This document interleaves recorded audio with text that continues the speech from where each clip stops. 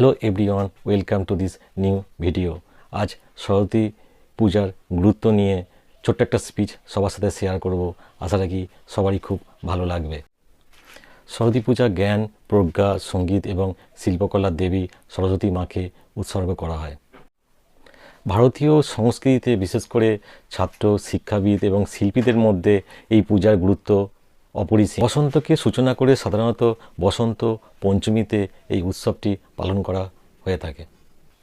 দেবী সরস্বতী মায়ের উপাসনা জ্ঞান, সৃজনশীলতা এবং চিন্তার স্বচ্ছতা প্রদান করে বলে বিশ্বাস করা হয়। তাই জ্ঞান, সৃজনশীলতা আশীর্বাদ পেতে বই, বাদ্যযন্ত্র এবং শেখার সরঞ্জামগুলি মায়ের কাছে অর্পণ করে পূজা করানো হয়।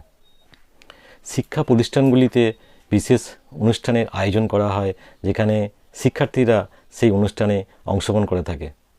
শিক্ষাগত সাফল্য এবং সৃজনশীল সাধনার জন্য তারা আশীর্বাদ কামনা করে থাকে। অনেকে হলুদ পোশাক পরিধান করে, যা শক্তি, সুখ, সমৃদ্ধি এবং ইতিবাচকতার প্রতীক।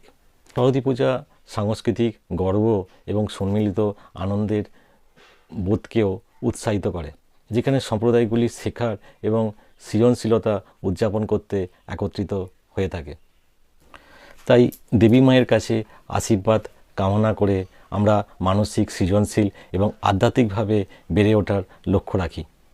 এই উৎসবটি শুধুমাত্র প্রার্থনার জন্য নয়, আনন্দ এবং ইতিবাচকতা ছড়িয়ে দেওয়ার জন্যও। সরস্বতী পূজাকে ভক্তি ও শেখার এবং বড় হওয়ার দৃঢ় ইচ্ছার সাথে আমরা প্রতি বছর উদযাপন করে থাকি। সবাইকে অনেক ধন্যবাদ ভিডিওটি এতক্ষণ ধরে দেখার জন্য। সবাই ভালো থাকবেন, সুস্থ থাকবেন। Thank you very much.